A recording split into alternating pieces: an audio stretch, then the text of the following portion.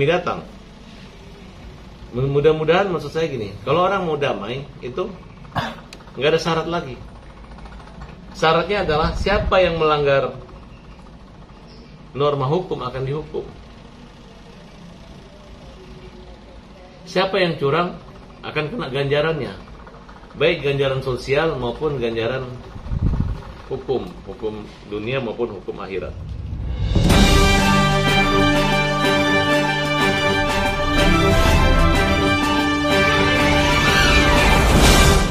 Sehubungan dengan rencana pertemuan perdamaian terkait dengan permasalahan donasi pengobatan atas nama Agus Salim, ini kata pengacara Farhat Abbas.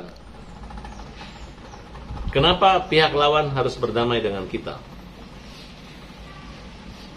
Karena persoalan hukum sudah menjerat mereka. Hasil investigasi tim kami, ya, bahwa Novi melalui yayasannya tidak memiliki izin untuk melakukan donasi dalam perkara Agus. Novi maupun Denny Sumargo tidak punya legalitas untuk melakukan donasi atau pengumpulan dana masyarakat secara terbuka tanpa izin dinas sosial. Kalau kita membawa kemana-mana, orang yang paling bertanggung jawab ini adalah Novi dan Denny Sumargo. Tapi pengumpulan donasi itu ada berbagai macam jenis. Khusus buat Agus, itu namanya charity. Kayak sumbangan sukarela seikhlasnya saja.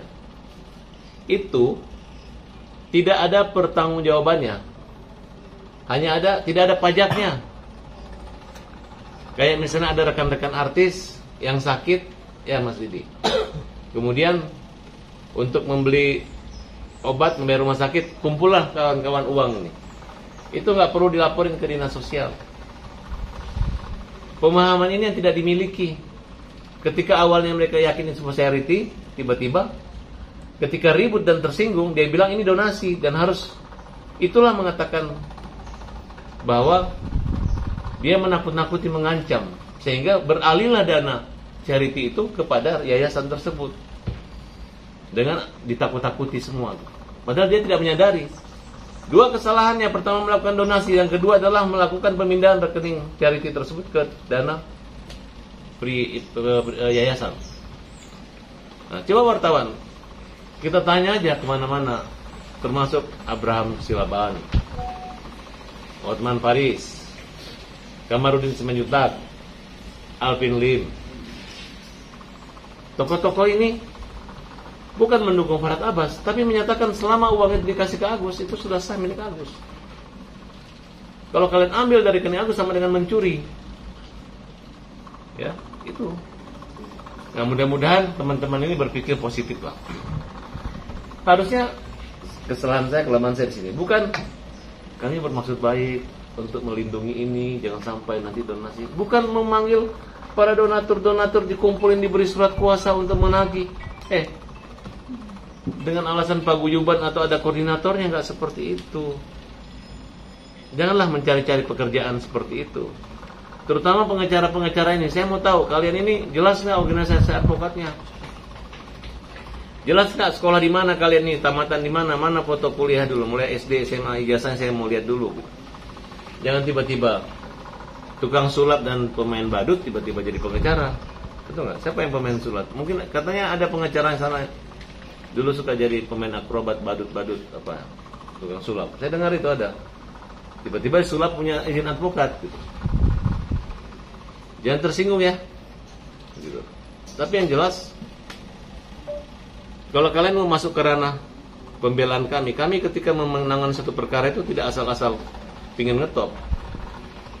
Pertama saya menangani kasus Agus, satu kalimat Farhat ditertawain satu dunia. Ketika ada Kamarudin Simanjuntak, saya mengatakan sudah berkurang satu orang, tidak sedunia menertawain saya. Muncul ramai sampai hari ini. Saya tidak akan mendiskreditkan kalian yayasan gitu. Karena menurut saya ketika saya berperang, wah ini agak bahaya nih. Ini bahaya nih. Kenapa? Karena yang saya hadapi ini, yang kalian lawan ini, yang kalian sini adalah orang buta gitu. Tidak ada hal atau yang menghalalkan bahwa kalian itu hebat atau menang jika melawan orang buta. Gengsi dong, orang butanya dilawan. Terus ngejek, Farhat Abbas, pengacara pembela si buta. Kenapa kalau buta? Harusnya kalian bersama saya, bukan kalian menghujat saya. Jadi saya menyambut positif apabila memang kalian ingin mengundang kami untuk mengembalikan uangnya Agus. Silakan, awasi, nggak apa-apa. Apalagi kalau kalian mencontoh kita bayarin Agus, kasih uang dia. Gus, uang ini buat kamu, jangan kasih siapa-siapa. Enggak begitu, jangan pelit sama yang kamu numpang rumah tangganya. Kalau rumahnya bocor, perbaikin, pakai aja uang ini. Mau kasih ke ibumu, kasih ibumu. Ketika kita ngomong begitu, pikiran kita itu kayak menggelapkan mata-mata gitu. Menggelapkan mata, kemudian kan sudah katakan nih, kenapa tidak stabil emosional Agus? Karena gini, ini fungsi mata, saraf mata ini kalau itu mata suka bergerak begini-begini. Itu apa? Karena dia sangat sensitif. Kalau panas tuh gitu. Nah, kalau kita buka mata kita begini aja 5 menit, panas banget. Coba ada yang tahan nggak begini matanya? Pasti bergerak gitu. Nah, kalau ditutup juga mata begini nggak enak juga. Pasti membuka kecuali tidur. Nah, tapi kalau Agus yang biasa normal, kemudian dia begini, coba contoh, Denny Sumargo, Novi, kita mediasi, Agus sendiri, gak boleh ada pengacara, gak boleh ada kamera. Yang bener aja. Ini orang buta, orang sakit. Kalau perlu Agus di rumah sakit, biar kita yang datang, damaikan. Dia kan dalam kondisi, dia kan dalam kondisi tidak normal gitu. Kenapa ditantang untuk menjadi seorang normal tanpa pengacara gitu? Itu tanpa disadari mereka menghina profesi yang mulia ini, pengacara. Dianggap kita ini jadi pengacaura. Padahal kita ini pengacara. Kan aneh gitu. Kita di posisi yang mulia mendampingi Agus, Farhat datang membuat nimbrung segala macam. Masa aku ini hampir 1 bulan loh berhadapan dengan kalian semua ini. Saya tidak pernah melakukan sesuatu yang saya lakukan hari ini dalam urusan rumah sakit. Kita ini kan sebenarnya punya niat yang bagus untuk Agus. Jadi pada dasarnya kita akan menggunakan apapun yang terbaik buat Agus. Kecuali ada persyaratan-persyaratan yang tidak masuk akal, persyaratan-persyaratan yang melanggar undang-undang. Kecuali kalau sesuatu yang lurus dibelok-belokkan, dibengkok-bengkokkan. Contoh, Agus itu kan berobat awalnya di Rumah Sakit Cipto Mangunkusumo dengan sarana BPJS. Diterima loh. Tiba-tiba dipindahkan ke Jakarta Eye Center. Tidak seketika juga langsung stop di Rumah Sakit Cipto. Tentu ada kontrol dan informasi gitu. Ketika datang ke sana sesuai jadwal, sebenarnya dia berobat di 5 rumah sakit asal gratis saya sebenarnya nggak apa-apa. Dia bagi-bagi misalnya buat kulitnya di sini, buat TBC-nya di rumah sakit ini. Selama tidak merepotkan ketua yayasan sebenarnya nggak ada masalah gitu. Tapi yang terjadi diejek, woi guys, uang 1,5 miliar ada nih, tapi masih BPJS. Itu aja kuncinya sih di situ. Kalau nggak ada kalimat itu mah, tinggal bisikin aja, Agus sayang, kamu telah punya uang yang banyak dari donasi. Ya, jangan sampai donasi tahu bahwa donatur tahu kamu berobat di BPJS. Karena nanti mereka berpikir kok minta sumbangan tapi nggak berobat di tempat yang mahal, kan gitu. Saya rasa juga para donatur ini kalau misalnya tahu Agus bisa memanfaatkan efisiensi daripada penggunaan dana itu, tidak asal-asal mau berobat ke Amerika, berobat ke Kanada atau ke Boston. Ayo, pasti mereka bilang, ini orang kita ngumpul sumbangan dari 7.000 perak, 12.000 perak, kok maunya ke Amerika, kok maunya ke Singapura kan? Jangan juga setelah uang disimpan, kemudian kita mau berobat ke Jakarta Center, diungkapkan lagi, ya coba dari kemarin kita mau ke Singapura, jangan dibalik-balik seperti itu. Ini adalah cara-cara yang menurut saya, cara-cara yang nggak akan pernah ada selesainya gitu. Konfliknya pasti terus-terus. Oleh karena itu, tim pembela kaum lemah mengambil satu keputusan bahwa apapun upaya telah kita lakukan, termasuk somasi, menagih kembali uang dan melaporkan ke polisi, itu kami kesampingkan dulu. Kami fokus kepada pengobatan Agus. Kita fokus pada proses hukum Agus, ya, fokus di situ.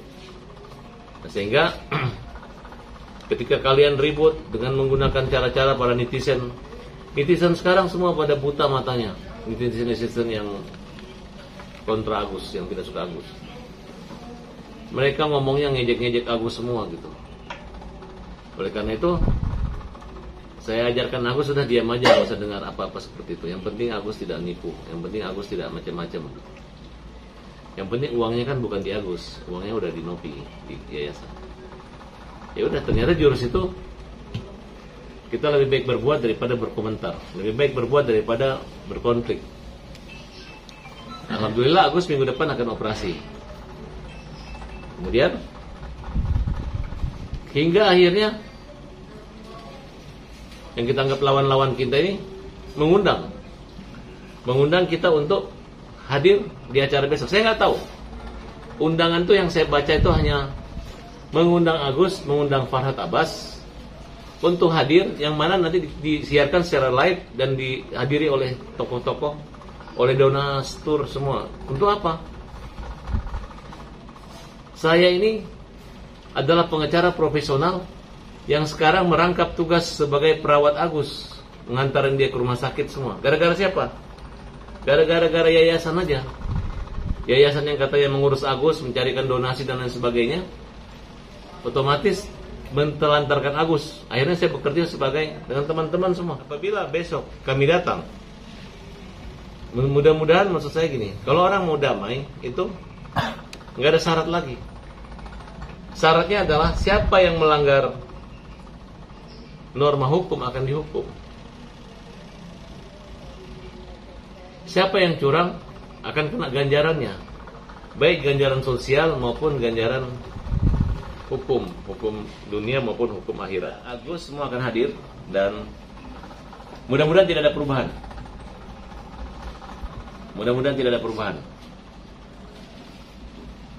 Kemudian kita akan besok, karena ini sifatnya mungkin damai, kita akan angkat 2 atau 3 orang juru bicara, utusan khusus, yaitu Mustafa Nahrawardaya dan Zanzan Bella dan Refli. Jadi kita ini sebagai tamu.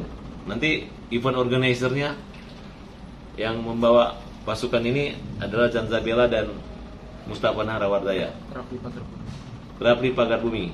Mereka bertiga ini kan ada